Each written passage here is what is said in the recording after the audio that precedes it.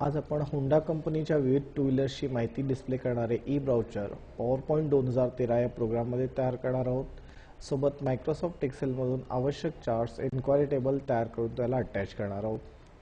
प्रथम start all program Microsoft Office 2013 PowerPoint 2013 या मार्गाने एक प्रेझेंटेशन फाईल तयार करून ती फाईल ई ड्राईव्हवर ई ब्राउचर या नावाने सेव्ह करून घेऊया।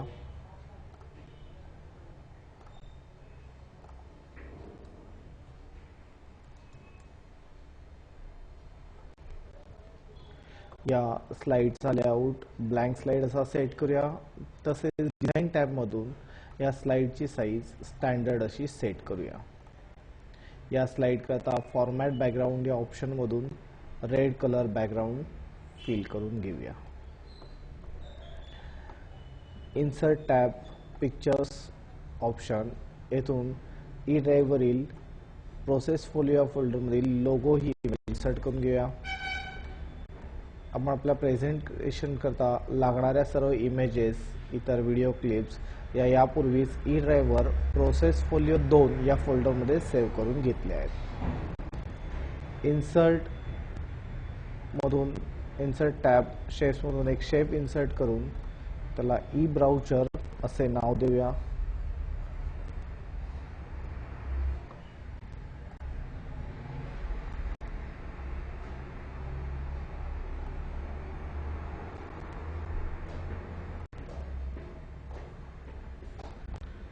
यानंतर एक ब्लँक स्लाइड इन्सर्ट करून घेऊया।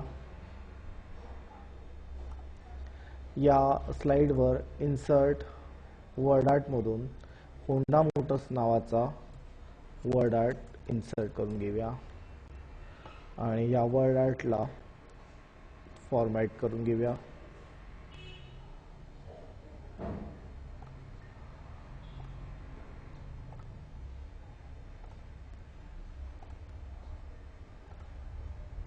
याच पेजवर आपल्याला गाड्यांची नावे दर्शवणारा एक स्मार्ट आर्ट आवश्यक आहे। आपल्याला इन्सर्ट टॅब मध्ये स्मार्ट आर्ट नावाचा ऑप्शन उपलब्ध आहे, मात्र आपण यापूर्वीच एका फाईलमध्ये हा वर्ड आर्ट तयार करून ठेवला आहे, तर तोच वर्ड आर्ट आपण कॉपी करून घेऊया।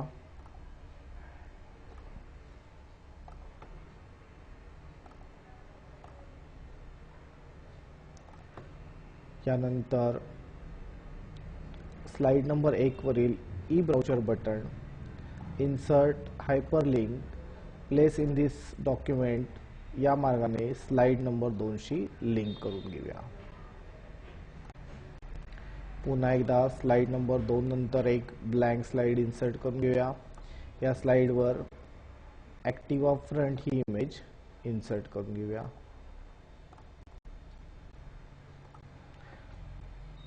तसेच उजव्या कोपऱ्यामध्ये तळामध्ये आपल्याला होम नावाचे बटन पाहिजे।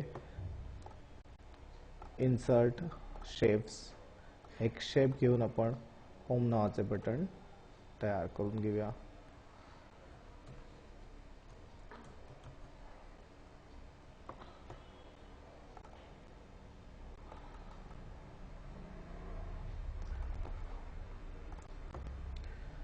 याच पेजवर आपल्याला अबाउट मी, फीचर्स, गाड्यांबद्दल माहिती देणारी विविध बटन्स आवश्यक आहेत आणि वेळेची मर्यादा पाळण्यासाठी आपण ही बटन्स यापूर्वीच तयार करून ठेवली आहेत, तर तीच बटन्स आपण आपल्या प्रेझेंटेशनमध्ये कॉपी करून घेऊया।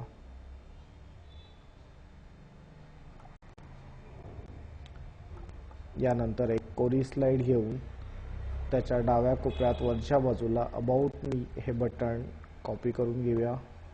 याकरता कंट्रोल-C आणि कंट्रोल-V या शॉर्टकट बटनांचा वापर करता येईल। तसेच तळामध्ये आपल्याला ॲक्टिवा 125 हे बटन आवश्यक आहे। आपण स्लाइड नंबर 3 वरील होम बटन कॉपी करून त्याला ॲक्टिवा 125 असे रिनेम करून घेऊया। आता ॲक्टिवा 125 हे बटन आपण इन्सर्ट हायपरलिंक या मार्गाने 3 नंबर स्लाइडशी लिंक करून घेऊया। या स्लाइडच्या आपल्याला अजून 4 कॉपीज आवश्यक आहेत. होम टॅब, न्यू स्लाइड आणि डुप्लिकेट सिलेक्टेड स्लाइड या मार्गाने याच्या 4 कॉपीज करून घेऊया.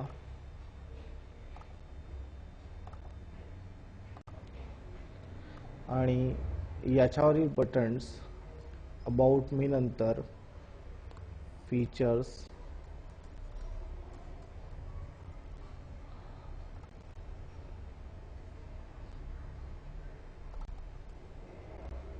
प्राइजेस,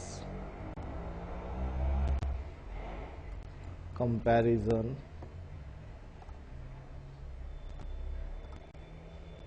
आणि एन्क्वायरी अशी सेट करून घेऊया. यानंतर स्लाइड नंबर 3 वरील बटन आपण रिस्पेक्टिव्ह स्लाइडशी लिंक करून घेऊया.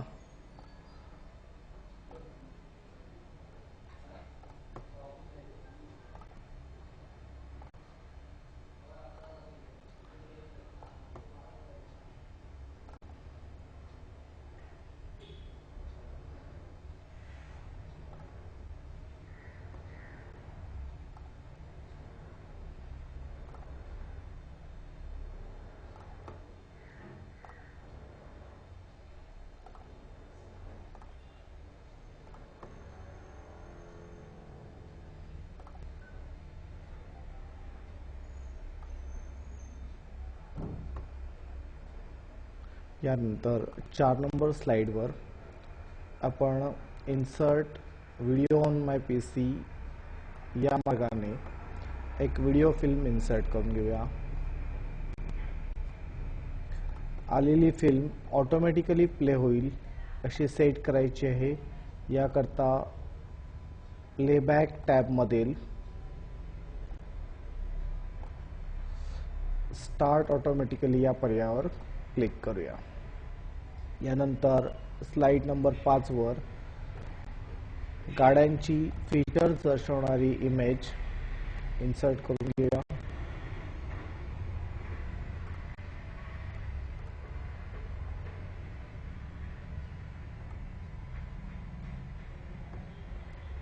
आपल्याला 6 नंबर स्लाइडवर गाड्यांच्या किमती हव्या आहेत आणि ह्या किमती आपल्या एक फाईलमध्ये तयार आहेत.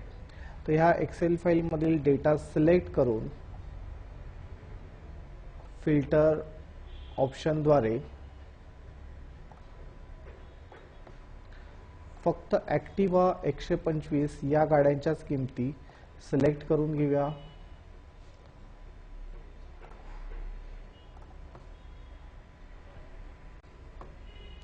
आणि त्या किमती कॉपी करून आपल्या प्रेझेंटेशनमध्ये प्राइजेस या स्लाइडवर पेस्ट करून घेऊया. या किमती पेस्ट करताना आपण पेस्ट स्पेशल या ऑप्शनद्वारे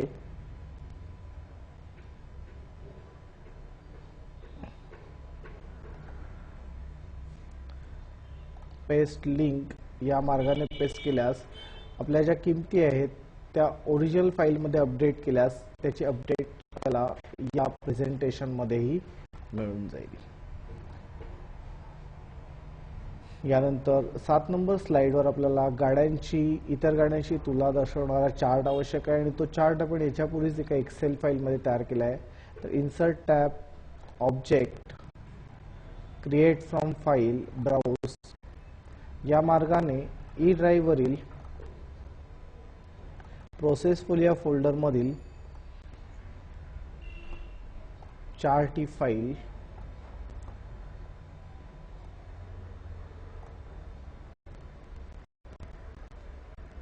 इन्सर्ट करून घेऊया.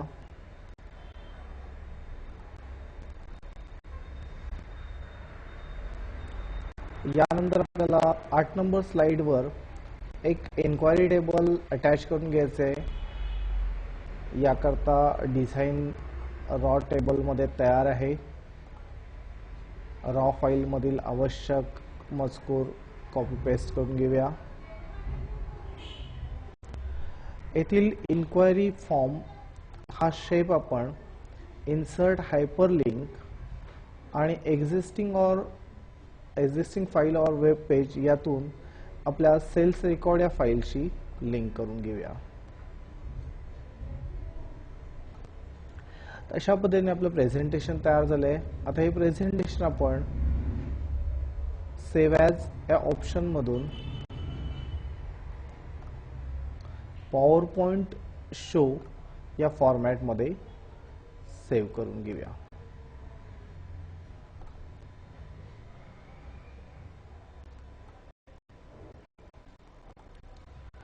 अशा रीतीने आपण आपले प्रेझेंटेशन तयार केले.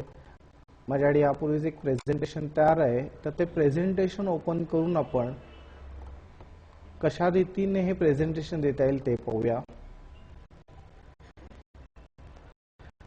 ई ब्राउझर बटनवर क्लिक केल्यानंतर आपल्याकडे पहिले पेज ओपन होईल. यातील ऍक्टिव्हा 1 2 क्लिक केल्यानंतर आपल्याला गाड्यांचे विविध माहितीचे पेज येईल. अबाउट मी वर क्लिक करूया.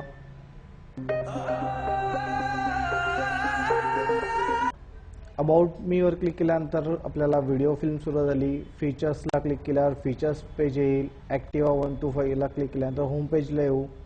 कंपॅरिझन या ठिकाणी चार्ट दिसेल. आणि जर एन्क्वायरी या लिंकवर क्लिक केली, एन्क्वायरी मधून आपल्याला एक्सेल फाईल ओपन होईल. या ठिकाणी एक्सेल फाईल ओपन झाले. आपण एन्क्वायरी मध्ये माहिती भरून, ज्याची एन्क्वायरी आहे त्याची माहिती भरून ती फाईल सेव्ह केली असता आपली एन्क्वायरीची फाईल सुद्धा ऑटोमॅटिक अपडेट होईल. एस्केप की प्रेस केली असता हे प्रेझेंटेशन बंद होईल. तर अशा पद्धतीने आपण आपल्या गाड्यांची माहिती देणारे एक प्रेझेंटेशन तयार केले. आपल्या काउंटरवर हे काउन्सिलिंग करता खूप उपयोगी असा प्रॉडक्ट आहे, जो आपण पॉवर पॉइंट, एक्सेल यांच्या एकत्रित वापराने तयार केला आहे.